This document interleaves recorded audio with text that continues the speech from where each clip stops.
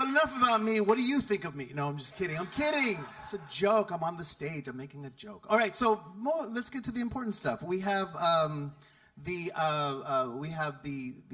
Medina Prize. So if we could get both Citlali and Dr. Christian and Nate, who would like to introduce our Medina Prize folks. Yes, I would.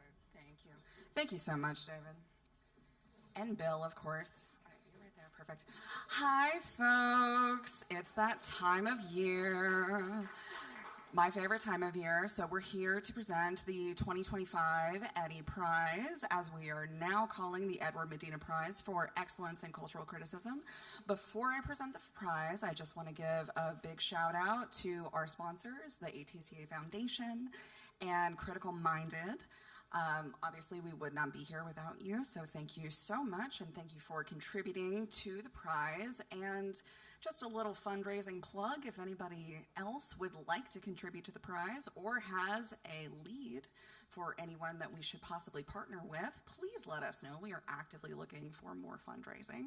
And I just want to say a couple of words, because what has been striking me during this particular conference, and especially the utterly incredible discussion that we had yesterday with our friends from the National Black Theater, is just this idea that Ed kept very close to himself and very close to his philosophy, which is being very rooted in the now, but also being in conversation with the past and being in conversation with the present.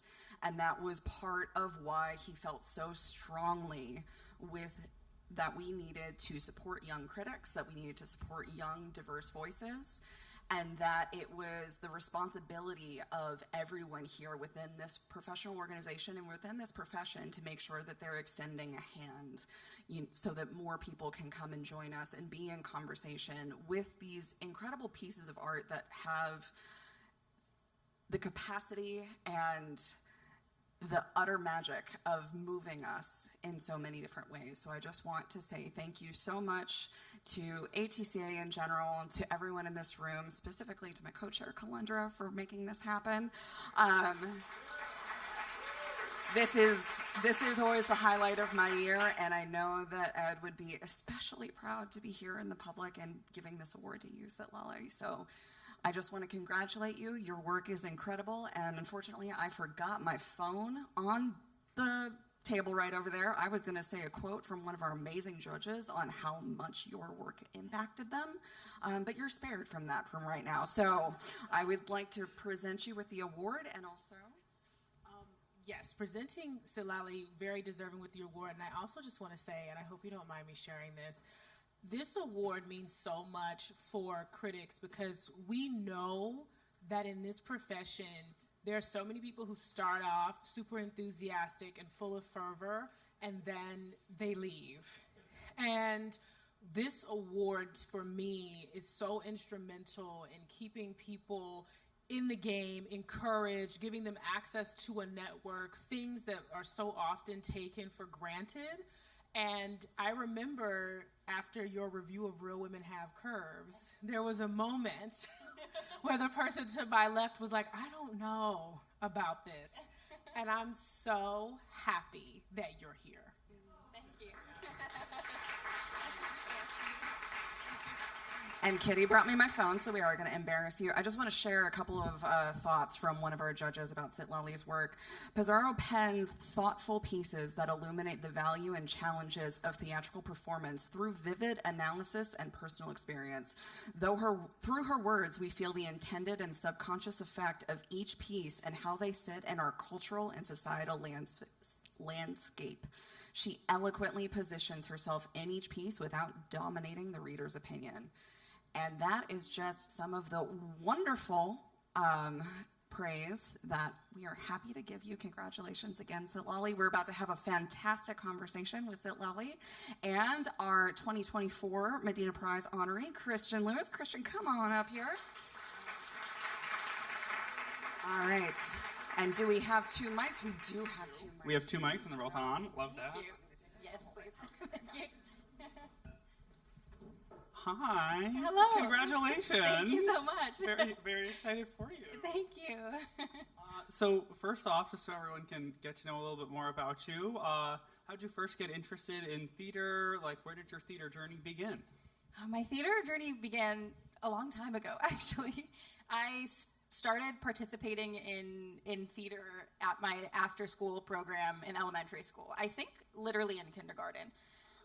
The first play I ever did was Snow White, and for throughout my entire sort of K through 12 education, I did community theater and after-school theater, and did a lot of the like Cinderellas and Snow Whites and all of the classic, kind of Disney junior musicals, and immediately just like fell in love with the art form and what it did for me. So I started as an actor, like a lot of people. And then, throughout time, my relationship to it evolved, and I think I've always just been really passionate about what the art form can do and the power of the art form, and so that kind of evolved into speaking to that more generally and to analyzing works of art. That's great. I also did Cinderella Kids as a child, so I know the weirdness that like the Disney kids musicals are an even weirder thing than the junior musicals. Yes. Like every song is like half a verse and one chorus, then you're done. Interesting dramaturgy. Anyway, speaking of, so this is that was your like journey into being in theater. I know you have like quite a few different roles you do with theater now. When did you start writing about theater? Actually, quite recently. I think in the last like 5 to 7 years. In undergrad, I also participated in theater. I was a theater major. But I took like a dramaturgy seminar and a performance theory and practice seminar, and then I started writing about theater, its meaning, its impact. And that was really, really special for me. And then I also ran a publication in college where I did a little bit of like cultural criticism and interviewing artists on campus and arts journalism and stuff. But then in 2023, as part of TCG's Rising Leaders of Color cohort, I actually got the opportunity to first write formal theater criticism for American Theater magazine.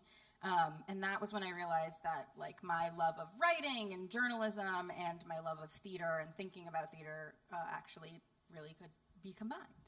That's really great. Yeah, I like also grew up doing theater, and it took me a long time to be like, oh, I can write about theater, and I like doing that. That's like, not a career we think about when we're growing up. Totally. In addition to your theater writing, you said a lot of arts journalism. You've done some like really powerful, amazing writing on prison abolition. How did you get into that? Will you tell us a little bit about that other side of you? Yeah. I they're honestly my interest in writing about systems of oppression and specifically the carceral system, and in writing about theater, to me are like one and the same. I'm really interested in art for how it can showcase the human impacts of oppressive systems. But I also think at the same time it's like very important to engage with those systems in my writing. In college, actually, I took some courses in prisons. I took courses on the prison system, and that introduced me to all of these incredible prison abolitionist organizers and formerly incarcerated people. And I learned a lot, actually, about the history of the prison system in California, where I grew up, which is something that I didn't honestly know about growing up. And it felt very important to me, in line with sort of my passion for using the written word to speak to the impacts of oppression, to write about things that are happening in prisons and the impacts of the prison system, especially because those things are very obscured from public view. Prisons deliberately sort of disappear people from society and their stories and their lives. And so it felt really important to me to use the written word to kind of make visible things that these oppressive systems sort of try to deliberately invisibilize. Yeah, and you wrote very great stuff about this during COVID in particular, right? Yes. Could you talk a little about that? Yeah. I graduated from undergrad in 2020. Literal worst time to graduate from college. I'm sorry. So famously didn't get to graduate, which was fine. I mean, like, it was on Zoom. It was very weird. But in March 2020, I actually went home to California and was there for spring break, and then I just never went back. They like mailed me my stuff. So you like never saw your dorm, anything again. I wow. still haven't been back. It was actually a crazy experience. I was sort of thrust back home, and I didn't have a plan. And of course, you know, the job market, especially for people interested in working in theater, was very bad at that time. So I was kind of like wasting away, like, what do I do with myself?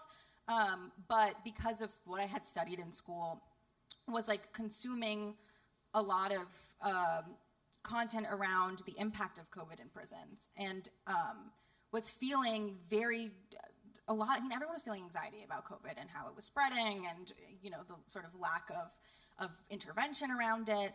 But I knew from my work studying prisons that it was having the worst impact on people that were incarcerated. And so I thought, you know, instead of sitting here like being very nervous and unemployed, I could try to figure out how to connect with people in prisons and people who are trying to bring mutual aid, and people who are trying to bring PPE into prisons. And so I started doing that and spent a lot of time with actually a great friend of mine. Their name is Shreya Chattopadhyay. She helped me sort of like, she's also a wonderful journalist. She and I interviewed a bunch of people about the impact of COVID in prisons. And that felt like a good use of my time and energy at the time, honestly. Absolutely, and I think it definitely made an impact, which is great. Thank you. I totally agree in reading your writing that your prison abolition work and your focus on oppression so much feeds into your theater criticism. Could you talk about any like moments where you really got to feel like your various threads were combining really well? Yeah, I mean, I think I feel like almost every time I witness a work of art that is resonant to me, it feels like I feel that thread, you know?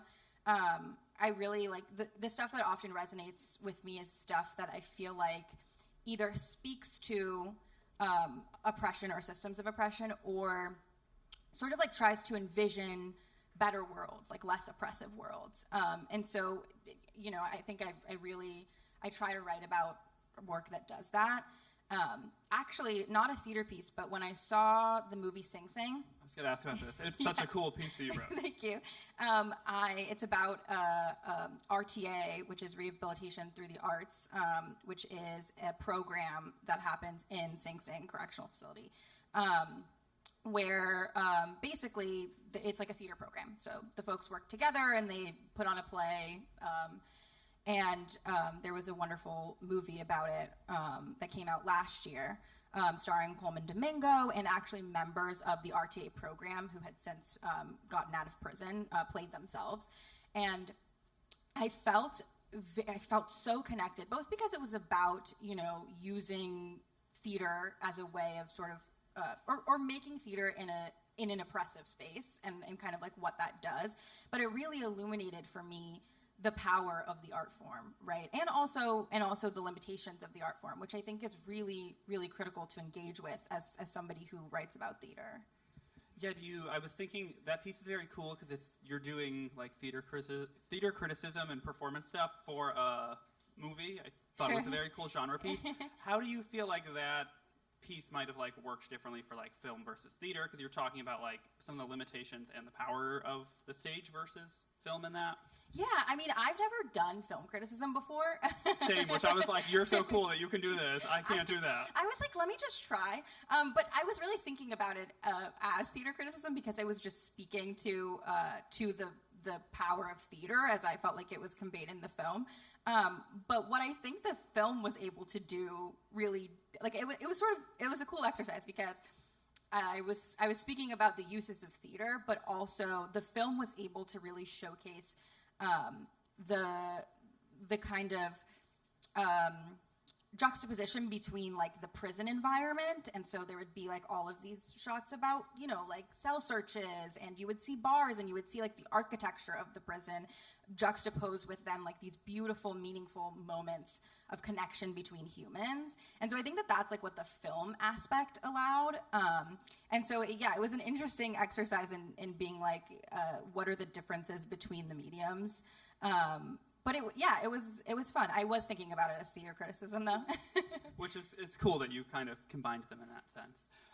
With that Sing Sing piece, but also with so many of your pieces, you're talking about like various forms of oppression and various marginalized groups, be they like refugees, incarcerated people, migrants. I can like clearly see how important that is to you. Do you feel like this is like part of your like role as a theater critic and like a journalist, and like how's that like a really core part of like what you want to do with your writing? Yeah, I mean, that's it. That's really what it is. I think like I see part of my job as a theater critic to very seriously and thoughtfully engage with works of art that are trying to tackle the most pressing issues of our time, which is why, like I've written about theater that's about occupation and all kinds of different sort of oppressive systems. But I see that as my job, is engaging with the work for how it speaks to these structures under which we live, and again, how it sort of envisions other ways of being.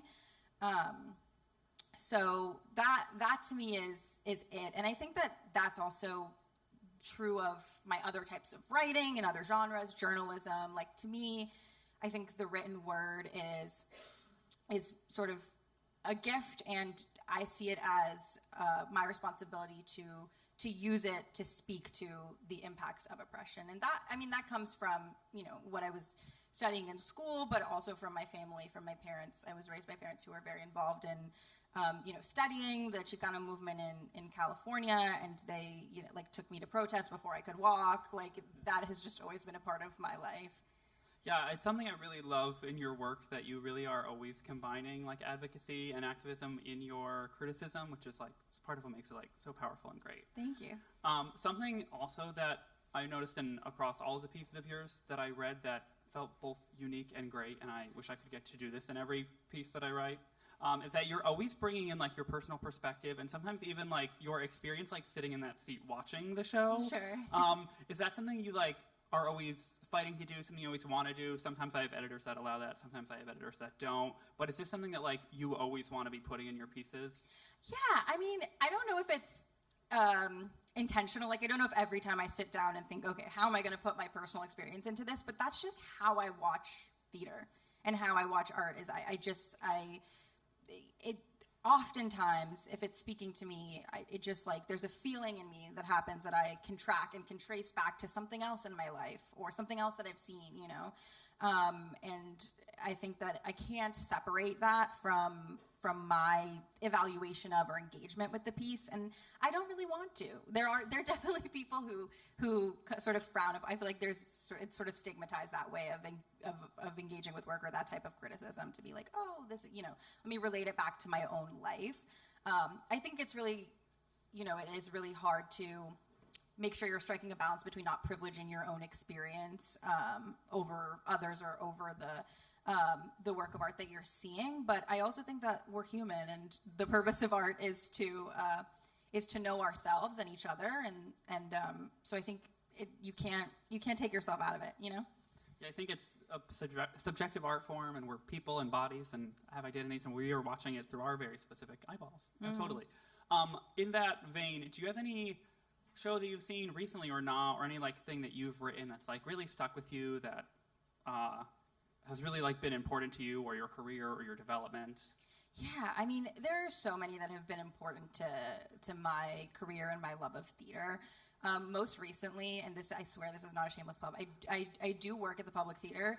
I don't think that I'm not like the Public Theater is the best theater ever. It is, but it's not. We love the public.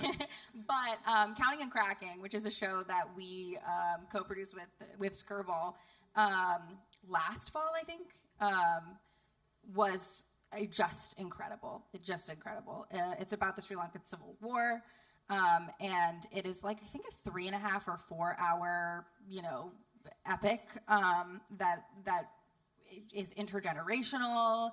It's like multimedia. I mean, there's music in it. There's like there's narration.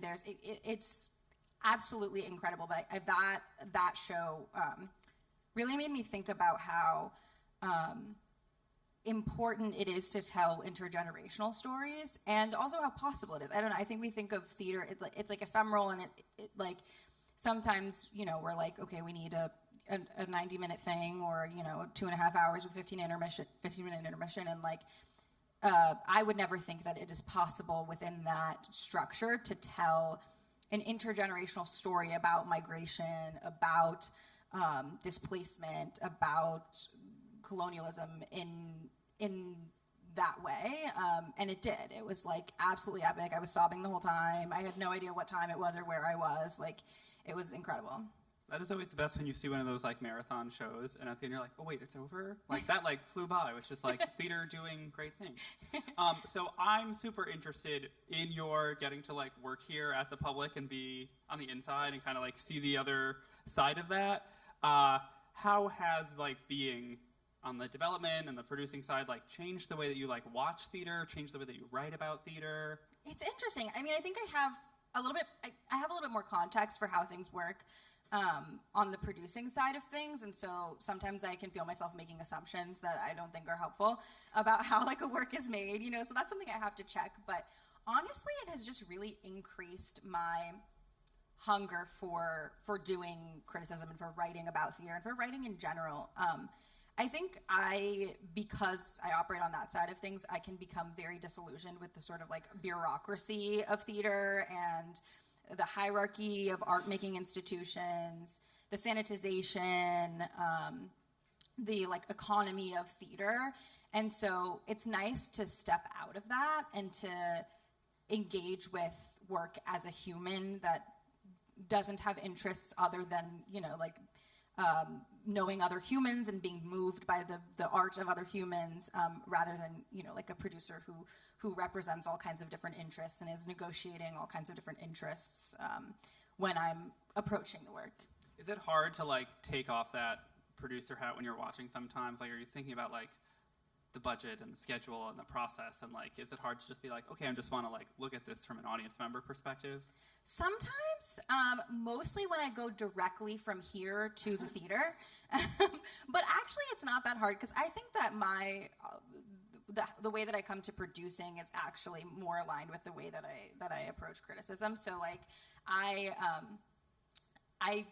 find it really instinctual and also refreshing, and it's like a need of mine to just watch the work of art as a human. So I really love at work when I'm watching the show that I'm producing or a show that a friend is producing, and I actually just like, it washes over me and I'm my human self and I'm not thinking about the 50 things I have to do, I like that. You both like use the producer hat when you're criticizing and use the critic hat when you are producing. That's great. Sure. And quite a few of your pieces, I'm thinking about the Linda Tierra piece and the Real Women Have Curves essay. You really talk about development in really great ways that like, even before I learned that you do that, I was like, wow, she like really gets in there. Is that something you like to do in your pieces because you know so much about that side of it? Yes, yeah. I mean, one of my favorite aspects of my day job is getting to be along the ride for the development of theater. And so there are shows that I have seen throughout years from rehearsal and readings and stuff to the actual stage.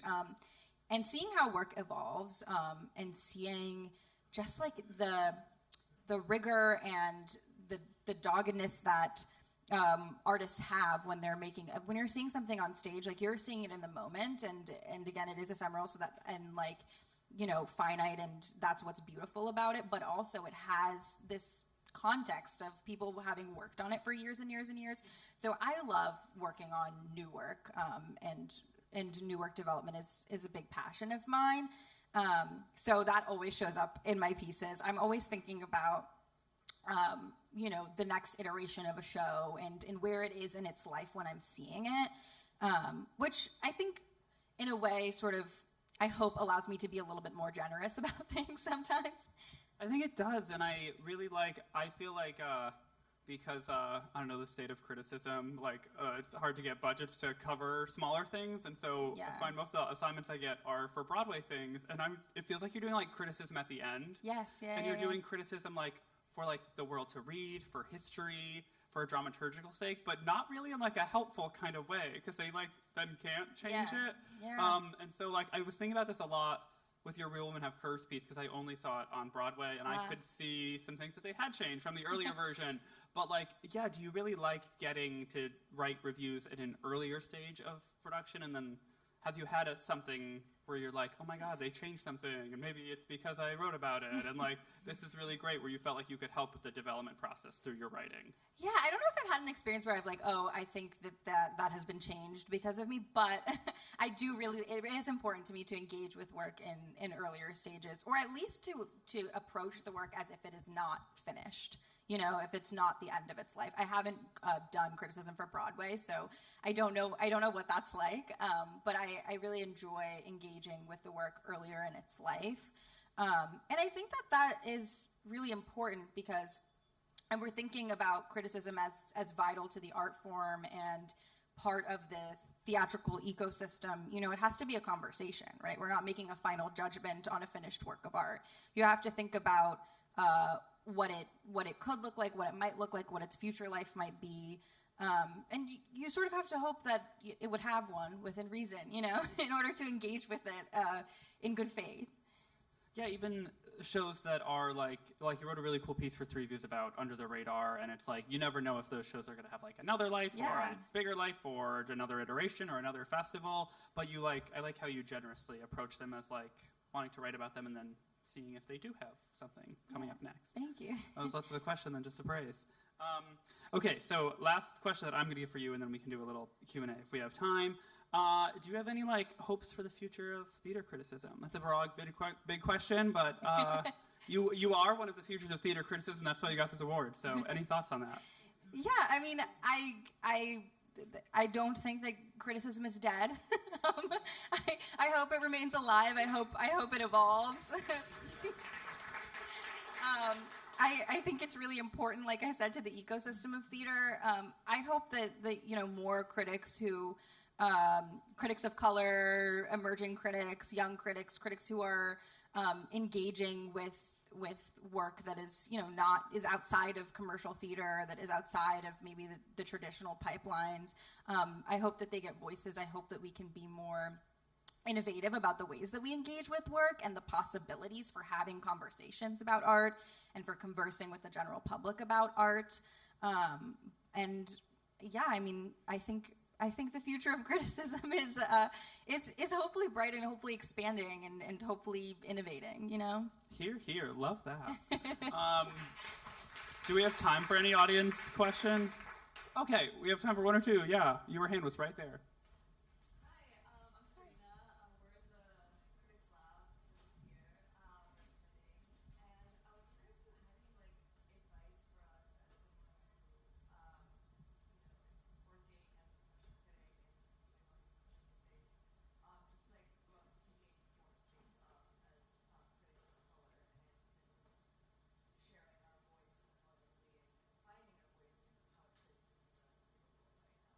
Yeah, I mean, I don't know if this is advice, but I would say that like your voice matters and in fact is essential to the future of theater criticism, and your perspective on art is critical to share with the general public, and also to embrace the parts of yourself that, I say oftentimes that like what made me a writer and a theater critic was listening to my grandmother tell stories in her kitchen. And I think that we can offer those incredibly unique, incredibly rich experiences and perspectives on surviving and resisting oppression that are critical to engaging with art and make you a stronger, better, more nuanced critic. I think, there's sort of a thought that maybe we need to bring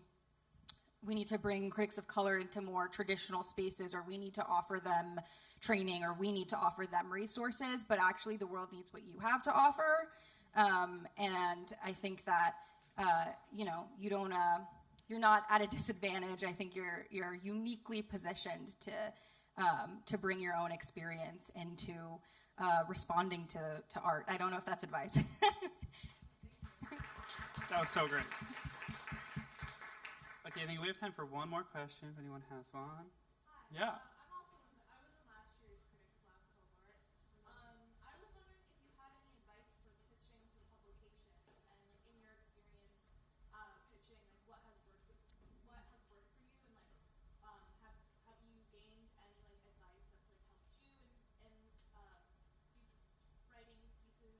Yeah. It's so hard. Freelancing is so hard. It's such a grind. The effort that goes into a pitch, and then, more often than not, it goes unresponded to. It's hard. It is truly hard. I think I found success when I'm just incredibly passionate about an idea. I think if your passion and your very unique perspective can come across, that is to your advantage, rather than, I want to review the piece of theater that I'm excited about. If you have an angle for why it matters to you, the piece, and why you are uniquely positioned to cover it, I think that can always help. Nothing guarantees a response, but that's some good advice that I've received. Also, I have, with the help of wonderful mentors and editors, learned to be very concise. I think, which is also a benefit. If you can, in 2 sentences, say what you want to cover and why you want to cover it, I think that is fabulous. People often don't have time to pour through paragraphs and paragraphs and paragraphs. Also, keep doing it. People will tell you that, if you don't know an editor personally at the publication, to not even bother. That's not true. I think keep going. Follow people on social media. Pitch the general pitch emails. It's okay. Keep doing it. All right. Thank you so much. This was so great. Thank Congratulations you. again. Thank you. Thank you so much.